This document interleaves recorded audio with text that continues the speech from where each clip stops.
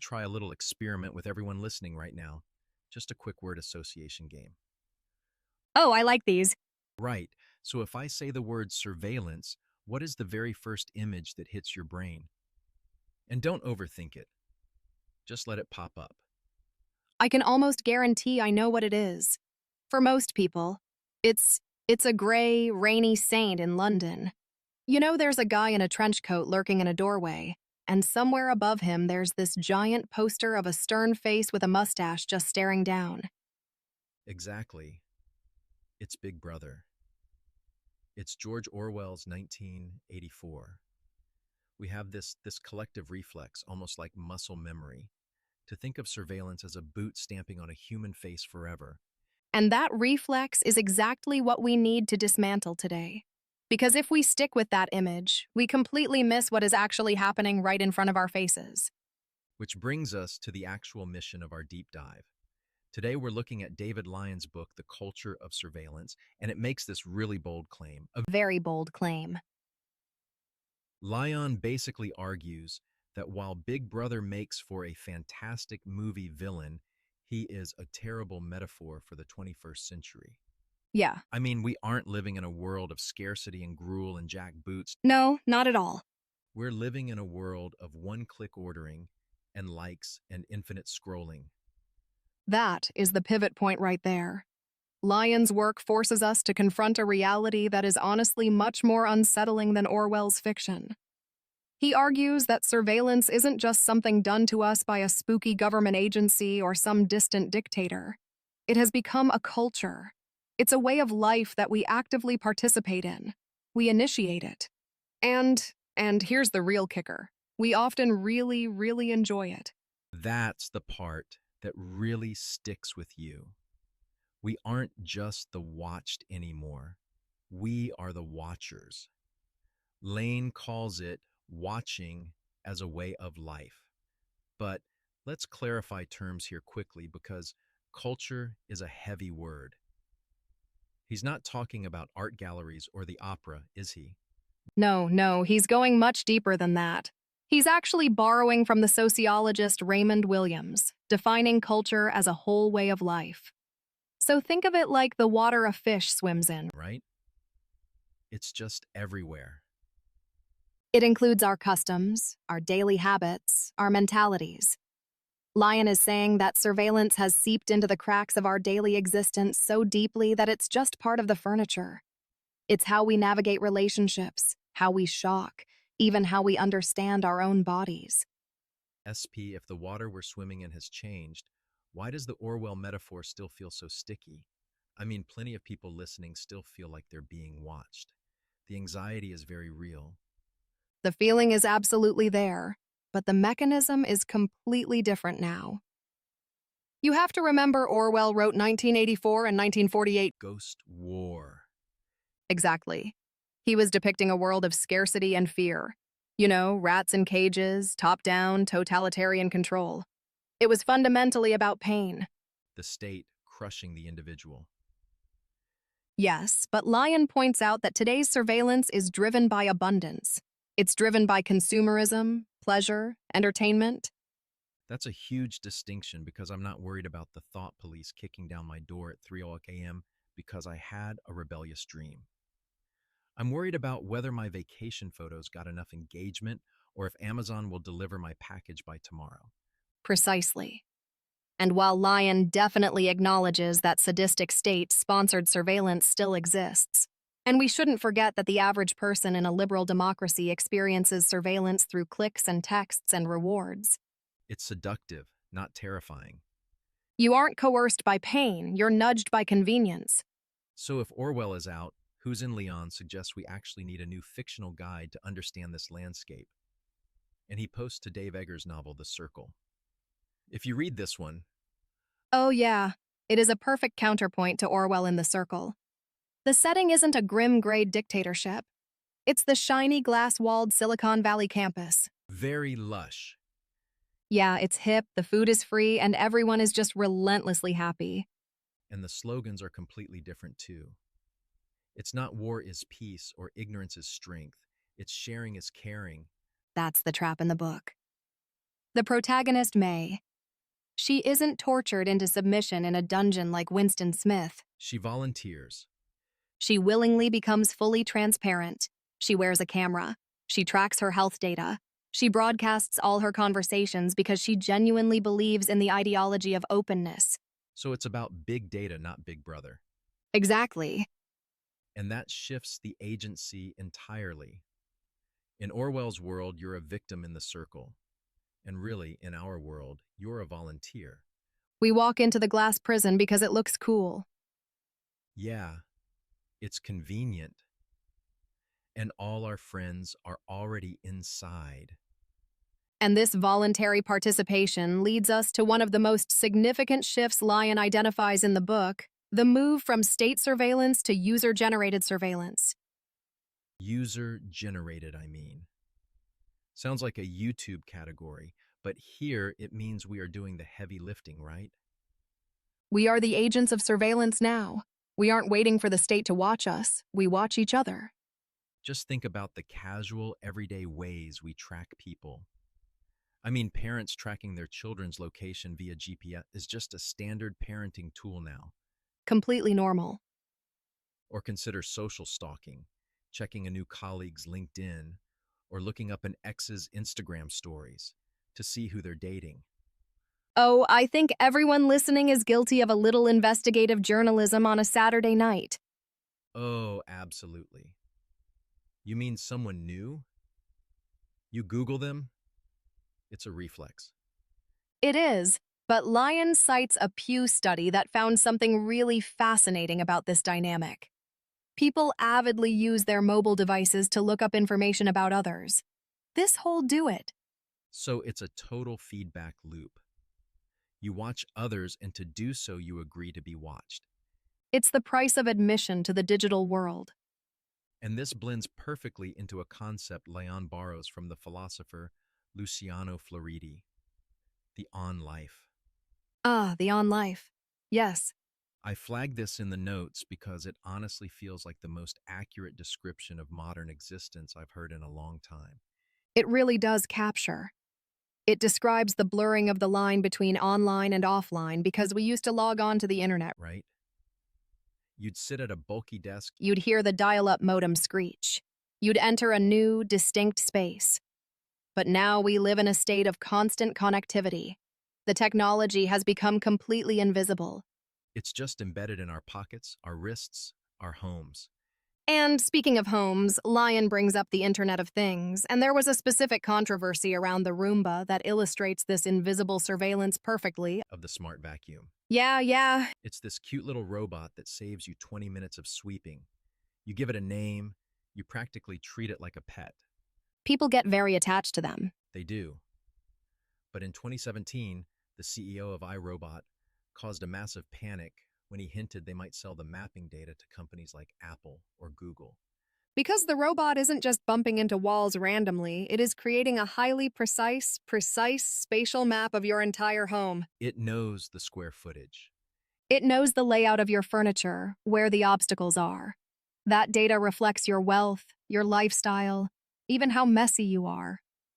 And suddenly, the vacuum isn't just a cleaning tool, it's a data extraction device just roaming around your living room.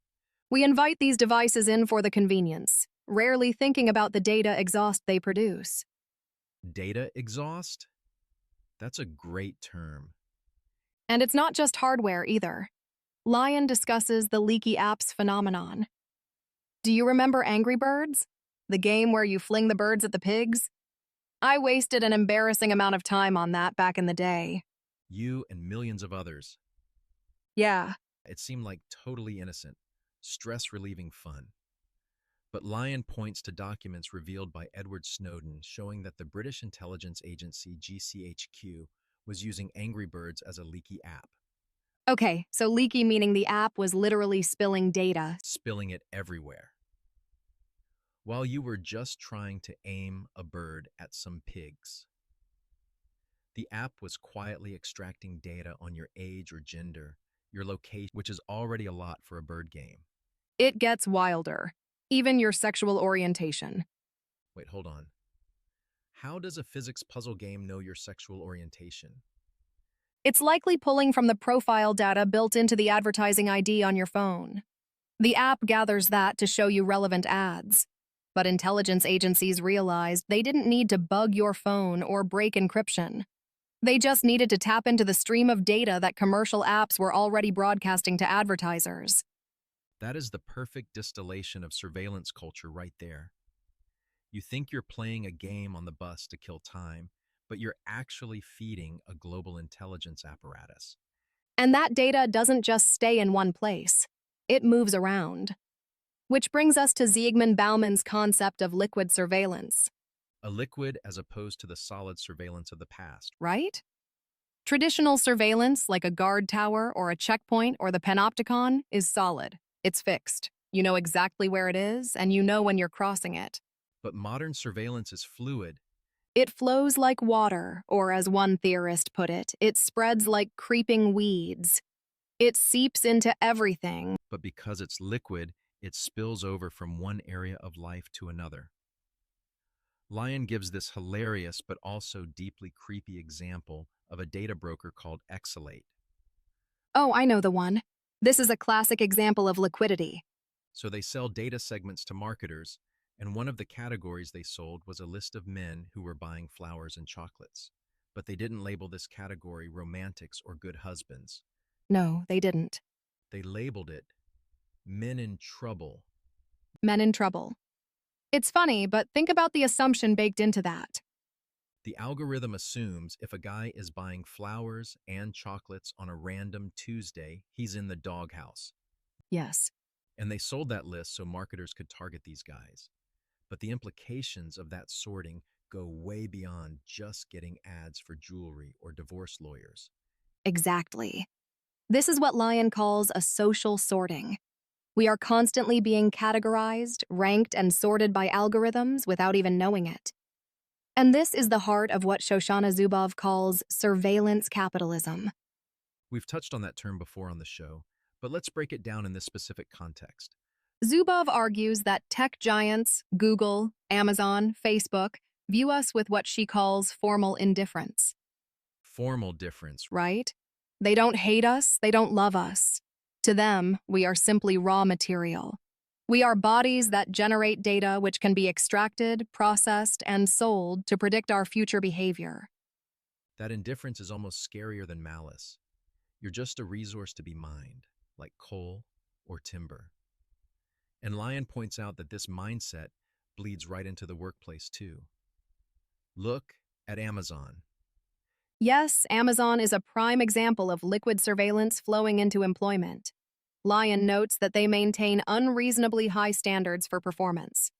But the surveillance mechanism isn't just a boss with a clipboard anymore. No, it's crowdsourced. Exactly. Employees are encouraged to send secret feedback about their colleagues to management via an internal tool. It's snitching as a feature, not a bug. It creates a massive culture of suspicion, but it is incredibly efficient for the company.